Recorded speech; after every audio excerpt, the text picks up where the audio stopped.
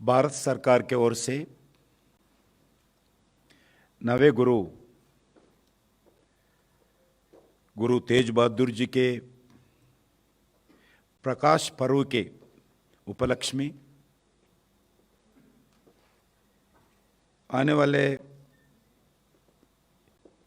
इसी महीने 21 को 2 दिन रेड फोर्ट पे लाल किले पर एक विशाल समागम का योजना भारत सरकार के द्वारा हो रहे हैं। आज़ाद के अमृत महोत्सव के जो देश भर में कार्यक्रम चल रहे हैं, इस पर्व के अंदर इस गुरु तेज बहादुर जी के गुरु तेग बहादुर जी के भव्य समागम का आयोजन आदरणीय प्रधानमंत्री श्री नरेंद्र मोदी जी के नेतृत्व में 70 वर्षों में पहली बार किया जा रहा है। वो दिन रेड फोर्ट से इस प्रकाश पर्व के संदर्भ में अलग अलग कार्यक्रम होगा। तेग बहादुर जी ने अपने धर्म, जीवन मूल्यों, आदर्शों और सिद्धांत के रक्षा के लिए अपने बलिदान दिया है। जो देश के लिए, धर्म के लिए जितने लोग भी बलिदान दिया है, उनमें गुरु तेग बहादुर साहब का स्थान प्रथम पंक्ति में रहेगा। गुरु तेग बहादुर बचपन से ही आप सब लोगों को मालूम है, बहादुर और निडर स्वभाव के और धार्मिक रुचि वाले थे। अपने त्याग और बलिदान के लिए सही अर्थों में हिंद की चादर कहलाते थे। उनको मात्र 14 वर्षों में आयु में अपने पिता के साथ मुगलों के खिलाफ अलग अलग संघर्ष में तेग बहादुर जी ने वीरता, साहस बताए गए हैं, परिचय दिए गए हैं। प्रथम गुरु, सिख प्रथम गुरु श्री गुरु नानक देव जी का तरह गुरु तेज बहादुर जी भी कई यात्रा देश भर में किया है।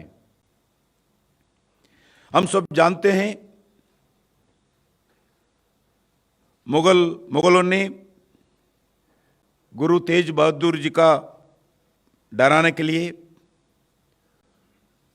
तेग बहादुर जी का धर्म बदलने के लिए अनेक अत्याचार किया, परंतु तेग बहादुर जी ने कितने अत्याचार करने के बाद भी वो डरा नहीं, झुका नहीं, धर्म के लिए बलिदान होने के लिए तैयार हुआ, मगर जान के परवाह ना किया है। ऐसे एक साहस गुरु थे। वो लगातार हिंदुओं, सिखों और खासकर जम्मू कश्मीर के कश्मीर पंडितों का फोर्सबल मास कन्वर्शन के खिलाफ विरोधी थे, जिसके कारण मुगलों ने उनके खिलाफ नाराजगी व्यक्त करते थे और तेज बहादुर जी को पकड़ के लाकर दिल्ली चांदनी चौक में उनका शीश काटकर शहीद कर दिया गया था। उनके सामने उनके शिष्यों को भी ऊपर भी अलग अलग अत्याचार किया है।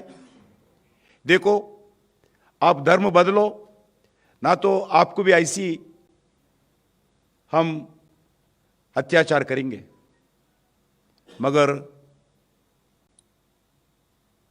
उनके अंकों के सामने उनके शिष्यों का बलिदान होते रहते भी वो पीछे हटा नहीं, बलिदान के लिए तैयार हुआ, मगर धर्म ना बदले। आज भी उसी स्थान पर भाई मठ दास का बलिदान हुआ था, जिस जगह शेष गुरु तेज बहादुर जी का भी शहीद कर दिए गए थे। उनके नाम से चांदनी चौक दिल्ली में भाई मठ दास का म्यूजियम भी आज बना हुआ है। गुरु तेग बहादुर जी के शहीद स्थल पर गुरुद्वारा बनाए गए, जिस गुरुद्वारा शीशगंज साहिब के नाम पर आज भी जानते हैं, और उस स्थान पर हर दिन आज भी सत्संग होते रहते हैं, प्रार्थना होते रहते हैं। और तेग बहादुर जी का जिस जगह शेष कटी हुए हैं, शेष को लाकर उनके अंतिम संस्कार किया गया, उस स्थान पर भी रिकाबगंज गुरुद्वारे के नाम पर आज भी प्रार्थना होते रहते हैं। यह पर्व उनके बलिदान को जन जन तक पहुंचाना और युवा पीढ़ी, नया पीढ़ी, आज का पीढ़ी को प्रेरणा देने वाले इस इतिहास को बताने के लिए, उनका सैक्रिफाइस को बताने के लिए, उनको बलिदान को बताने के लिए भारत सरकार अलग अलग कार्यक्रम किया है। 20 तारीख को माननीय गृह मंत्री एवं सहकार मंत्री आदरणीय अमित शाह जी इस समागम में पहले दिन भाग लेंगे। 20 तारीख को लाइट एंड शो तथा कीर्तन का आयोजन किया गया। इस दौरान 400 देतेदार के परिवार और 400 रागी सिंहों के जत कीर्तन करेंगे। गुरु तेग बहादुर जी के जीवन के प्रेरणा देने वाले प्रदर्शन भी रेड फोर्ट में 20 और 21 2 दिन लगाएंगे। और 21 को 21 को भारत का प्रधानमंत्री आदरणीय नरेंद्र मोदी जी इस पर्व के समापन समागम में शामिल होंगे। उनकी याद में, उनके बलिदान के याद में आदरणीय प्रधानमंत्री के द्वारा एक पोस्टल स्टाम्प, डाक टिकट और कॉइन भारत सरकार के द्वारा जारी किया जाएगा। उसका आविष्कार भी होगा, लोकार्पण भी होगा। इस भव्य समागम के कार्यक्रम में भाग लेने के लिए देश के कोने कोने से अनेक प्रमुख सिख संगत के महानुभाव हिस्सा लेंगे। हम संस्कृति मंत्रालय द्वारा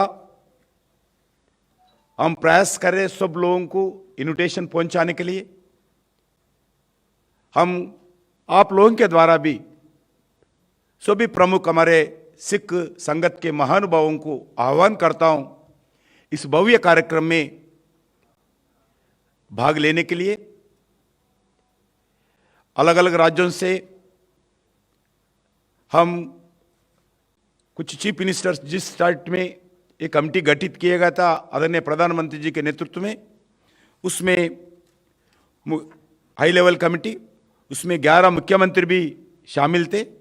उनको भी हम आमंत्रित कर रहे। और जिस जगह भी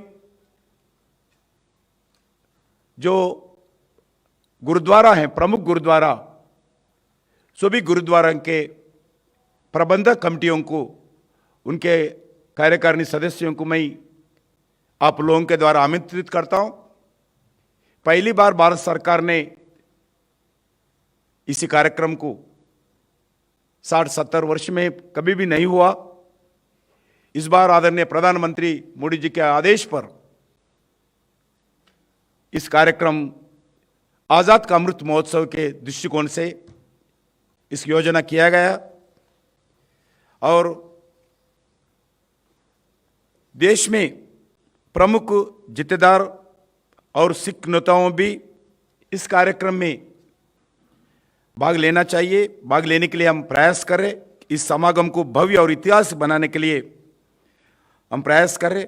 उसमें बाबा बलवीर सिंह जी बतिंडा, बाबा हरनम सिंह जी खालसा अमृतसर, बाबा अवतार सिंह जी अमृतसर, सिंह साहब ज्ञानी हरप्रीत सिंह जी जैसे अनेक प्रमुख सिख संगत के गुरुओं को भी हम बुला रहे, जथेदारों को भी बुला रहे।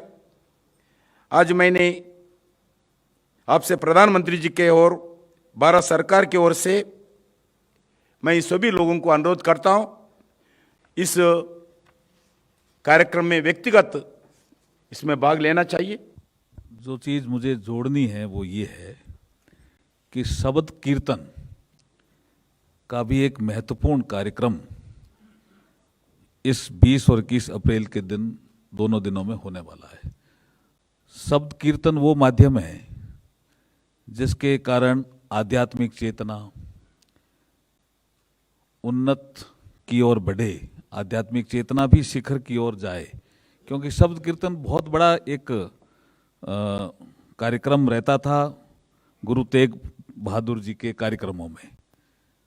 जैसे मंत्री जी ने कहा कि कम उम्र में कितना बहादुरी का काम वो करके गए हैं, और विशेष करके कश्मीर के पंडितों के लिए जो उन्होंने जितने भी प्रतिबंध लगाए थे औरंगजेब ने, वो सारे प्रतिबंध तुड़वाए उन्होंने संघर्ष करके।